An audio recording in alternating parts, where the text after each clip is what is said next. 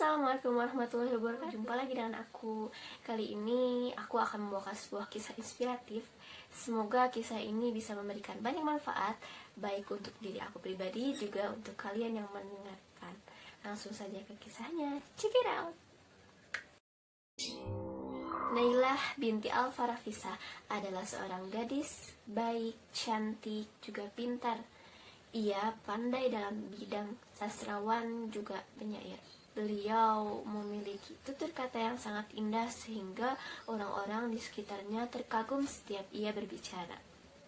Tak hanya itu, parasnya yang cantik juga membuat orang-orang sangat terkagum-kagum pada dirinya, apalagi pemuda-pemuda saat itu. Tak hanya parasnya yang cantik, namun kepribadian juga akhlaknya yang baik sangat dipuja oleh banyak orang. Nailah berasal dari Bani Kalb, yaitu kabilah Arab yang terkenal dengan orang-orang kefasihannya dalam berbagai ilmu. Bani Kalb telah melahirkan banyak sekali orang-orang yang pandai dalam berbagai bidang. Tak hanya lelaki, namun perempuan pun terkenal dengan berbagai bidang yang mereka kuasai. Salah satunya adalah Nailah. Ya, Nailah pandai dalam bidang sastrawan juga penyair. Di usianya yang 18 tahun, seseorang datang untuk melamarnya. Ia datang karena ia tahu bahwa banyak orang yang mengagumi Nailah bukan sekedar karena parasnya, namun juga karena kepintarannya. Beliau bernama Utsman bin Affan radhiyallahu anhu, yang kala itu menjadi seorang khilafah.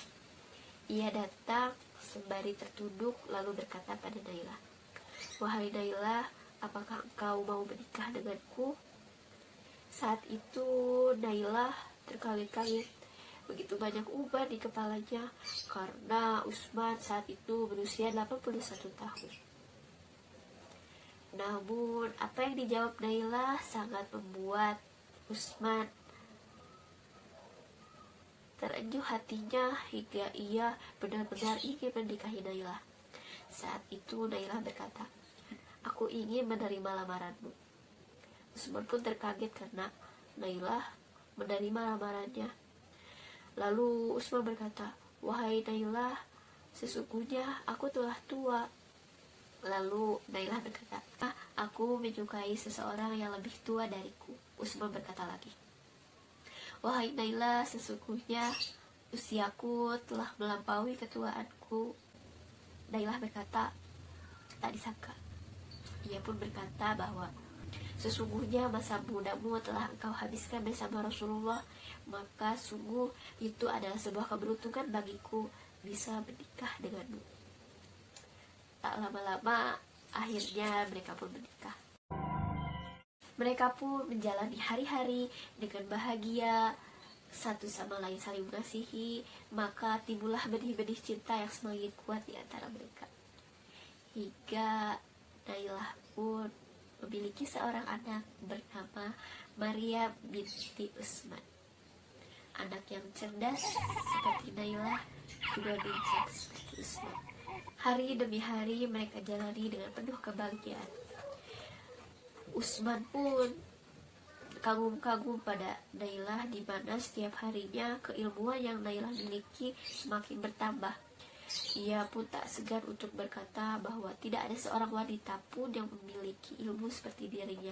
Bahkan aku pun tak segan jika akalku mengalahkan dirinya. Utsman senantiasa membuktikan cintanya baik ketika susah maupun senang. Karena hal itulah cinta Nailah pun bertambah semakin harinya, sehingga ia akan selalu sadar bahwa tak ada yang lain yang bisa menggantikan Utsman di dalam hatinya. Namun di hari-hari bahagia yang mereka jalani, suatu musibah pun terjadi. Suatu hari pemberontakan terjadi pada Utsman bin Affan radhiyallahu anhu. Ribuan orang datang dengan penuh amarah menuju rumah Utsman. Mereka datang untuk menuntut sang khilafah. Dengan penuh kemarahan dan kebencian mereka datang dengan membawa benda tajam dan berharap untuk menurunkan Utsman saat itu. Pasukan itu pun mengepung rumah Utsman. Nailah saat itu tak tinggal diam. Ia pun melindungi anak dan suaminya. Namun saat itu Nailah melihat keluar dengan begitu banyak ribuan massa di depan rumah Utsman dan menuntut Utsman saat itu. Nailah pun keluar dari rumahnya, dan apa yang ia lakukan? Ia pun membuka kerudungnya. Nailah berharap dengan ia membuka kerudungnya, maka keimanan para pemberontak itu masih ada sehingga mereka memalingkan mukanya dan pergi dari rumahnya untuk sesaat. Namun saat itu Utsman menegurnya. Wahai Nailah, tutuplah rambutmu. Demi Allah, aku lebih baik menerima semua pemberontak itu masuk ke rumahku daripada engkau membuka kerudungmu.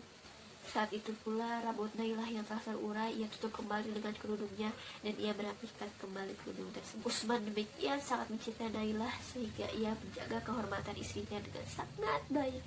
Juga istrinya tak tinggal diam ketika suaminya diserang. Ia selalu melakukan berbagai cara agar suaminya itu bisa selamat dan hidup dengan baik. Curahan cinta Utsman kepada Nailah telah memenuhi seluruh ruang isi hatinya, sehingga tak ada yang ingin ia lakukan selain melindungi Utsman. Bagaimana mungkin ia bisa membiarkan seseorang yang senantiasa hari-harinya dipenuhi dengan Al-Quran, menjaga keluarganya, hidup dengan baik, dengan tenang, lalu terancam begitu saja? Pastilah seorang istri yang baik akan selalu menjaganya di sisinya dan membulatkan tekadnya untuk menjaga dan memberikan yang terbaik untuk suaminya. Ya, namun tidak sampai di sana. Ada beberapa pemberontak yang akhirnya berhasil masuk ke dalam rumah Utsman. Ya, 2 orang pemberontak itu membawa pedang masing-masing yang siap dihembuskan kepada Utsman bin Affan radhiyallahu anhu. Namun saat itu Utsman tak tinggal diam. Ia pun menjaga istri dan anaknya, saling melindungi satu sama lain. Saat itu Nailah yang melihat kejadian tersebut kembali menutup tubuh Utsman juga putri kecilnya. Ia melindungi agar Utsman tidak terkena paparan tersebut. Saat itu Nailah yang melihat kejadian tersebut tak tinggal diam. Ia menutupi tubuh Utsman dan juga putri kecilnya dan melindungi mereka dari dekapannya. Saat itu tebasan mengarah kepada Utsman bin Affan, namun Nailah tak tinggal diam. Ya, ia menahan tebasan tersebut dan mengenai jari-jari lentiknya itu. Ia menahannya dengan penuh rasa kesakitan agar Utsman tetap baik-baik saja.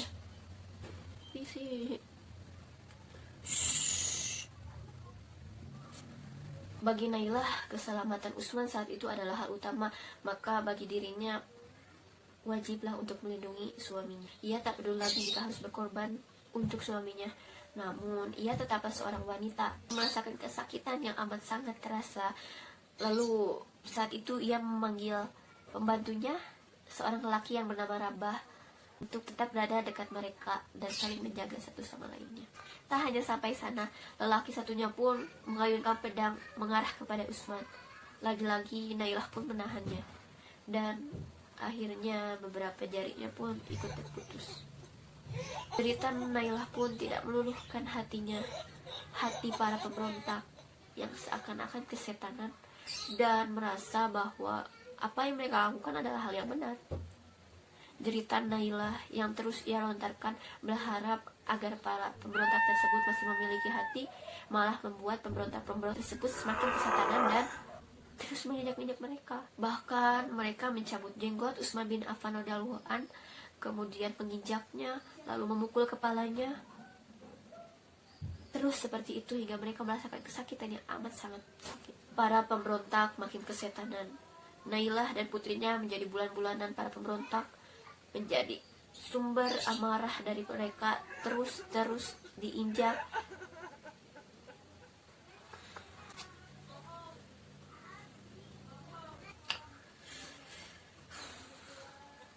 Bagaimana mungkin seorang khalifah yang telah membuat setiap malam-malamnya dengan Al-Quran dihina, bahkan keluarganya pun diinjak-injak seperti itu. Suara Nailah tak lagi dengar. Kebencian, nafsu, amarah pun semakin terus menggelora dalam tubuh para pemberontak tersebut.